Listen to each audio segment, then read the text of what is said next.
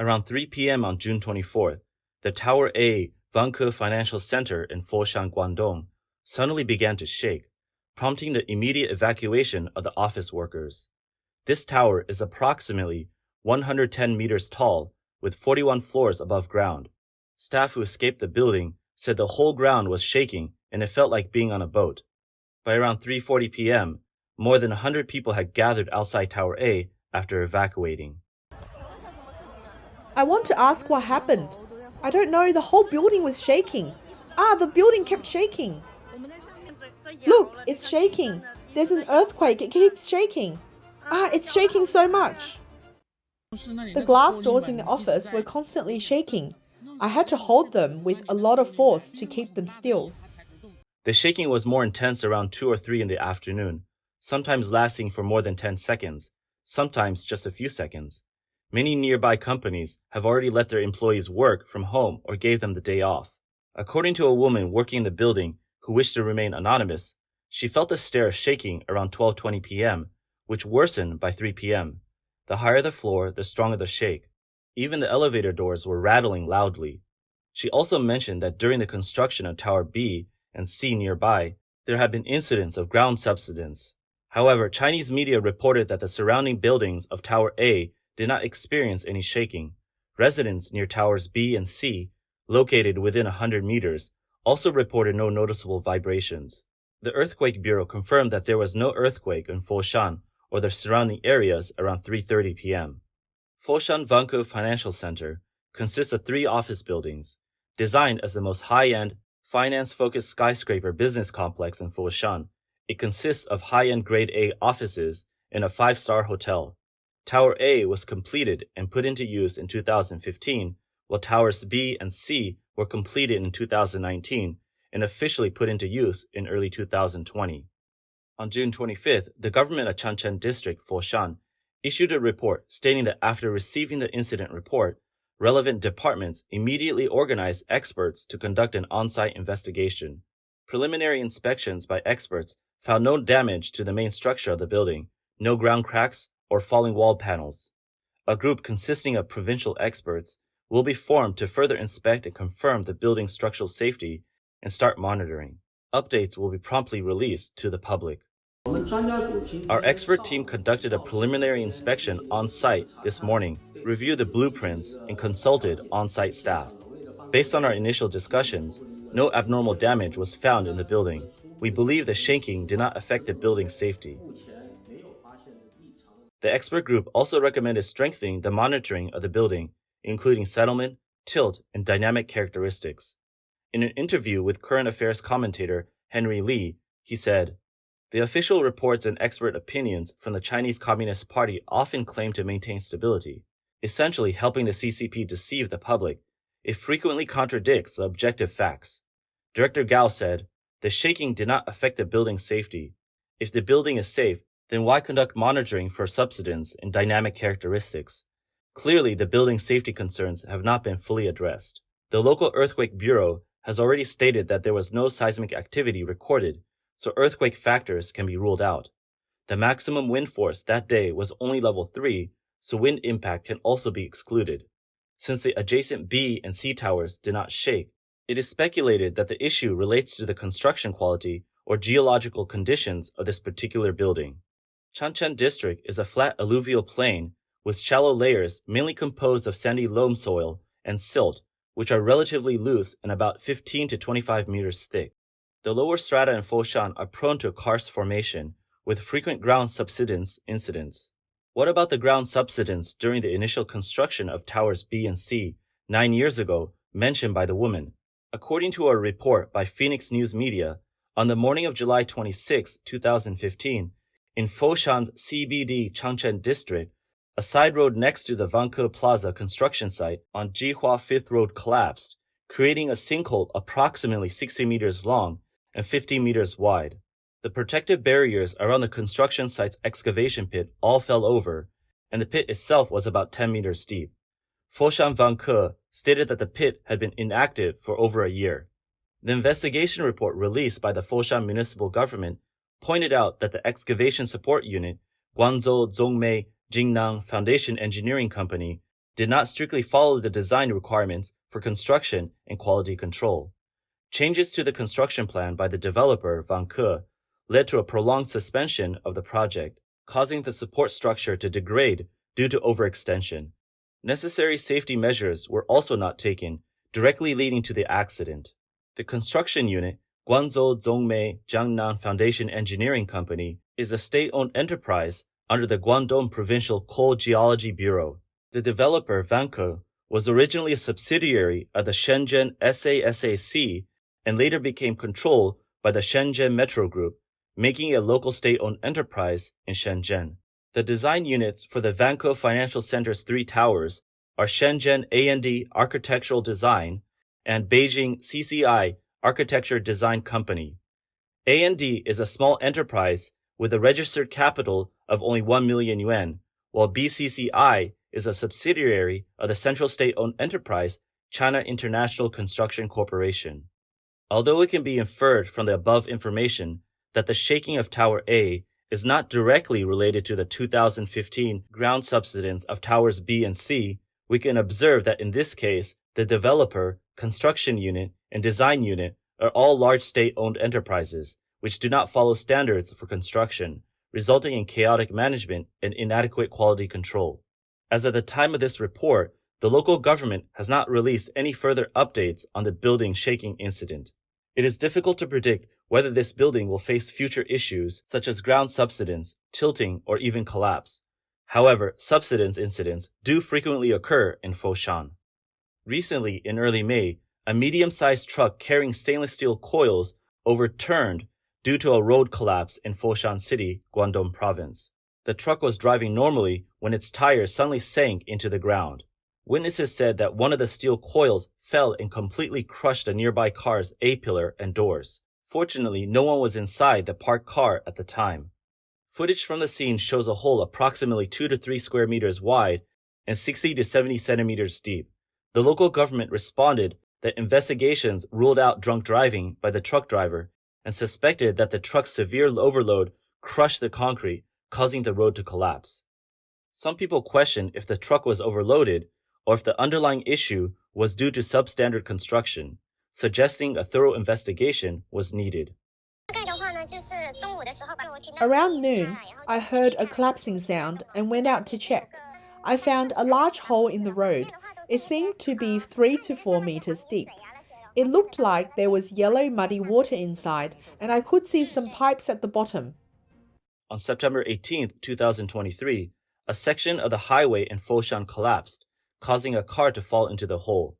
In Foshan, one of the most notable collapse incidents was the construction collapse of the Foshan Metro Line 2, located about 10 kilometers west of the Vanke Financial Center, Tower A. On the evening of February 7, 2018, around 8:40 p.m., the collapse caused the 30-meter section of Jihua West Road to cave in. The accident resulted in 11 deaths, 8 injuries, and 1 missing person, with direct economic losses estimated at about 53 million yuan. On February 8, 2018, the Guangdong provincial government formed an investigation team and hired 9 experts in geotechnical, structural, hydrogeological, electromechanical, and safety engineering to assist in the investigation. The investigation team concluded that the accident exposed several issues. The project units underestimated the complex geological conditions of the construction site. Their response to the water inflow was unscientific, and the project's safety management was a mess. The construction was carried out by subsidiaries of the state-owned China Communications Construction Company, the Second Harbor Engineering Bureau Equipment Branch, and the third company of the Second Harbor Engineering Bureau. All other responsible parties were state-owned enterprises and local government agencies. The investigation found that the construction unit had insufficient risk management for shield construction safety, inadequate emergency response, and failure to evacuate workers in time. They failed to take effective technical and management measures to promptly eliminate the hazards from the deterioration of the shield tail seal performance, thus bearing responsibility for the accident. Failed to fulfill its responsibilities as they did not follow up on major risk issues. The labor company did not provide safety production education and training to the workers dispatched to the accident site. Local regulatory authorities also did not fulfill their supervisory duties. According to reports from China's Safety Production Network, Foshan experiences an average of 6 ground subsidence incidents per year, most of which are man-made disasters. From 2008 to 2014, there were at least 34 ground subsidence incidents in Foshan, with 10 related to subway or high-speed rail construction, 10 related to building projects, and 6 related to quarrying and mining. These are the 3 main causes of subsidence.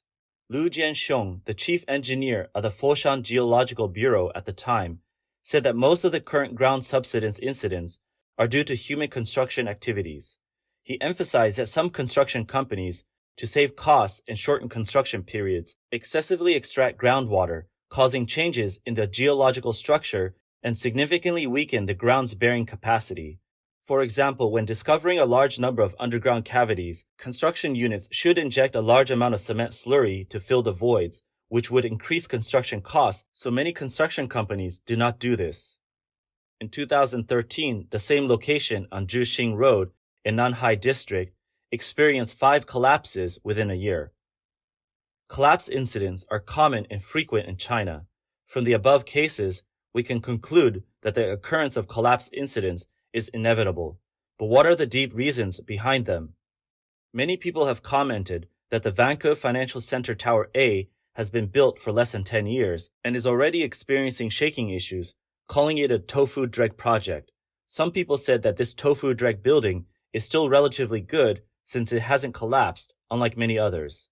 On the morning of June 27, around 8 a.m., a 3-story building at an intersection in Quanzhen District, Changchun City, suddenly collapsed during pre-repair and reinforcement preparations, trapping 2 construction workers.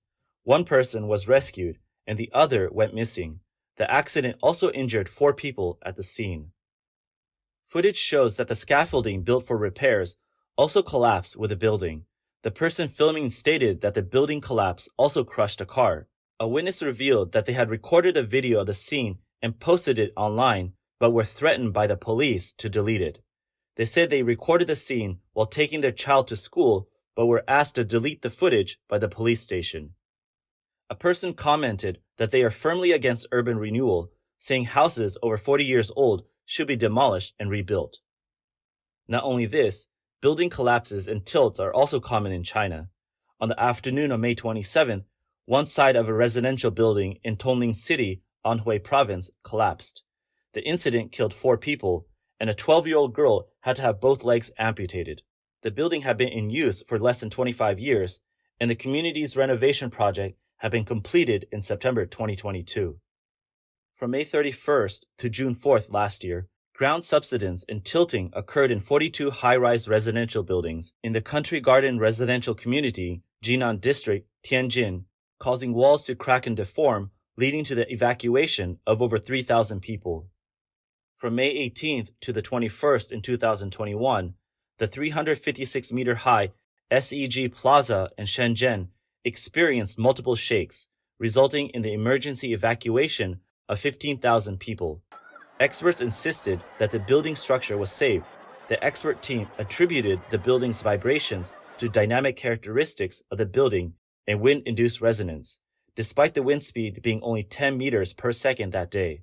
They avoided discussing design, construction, and management issues to avoid offending officials and peers.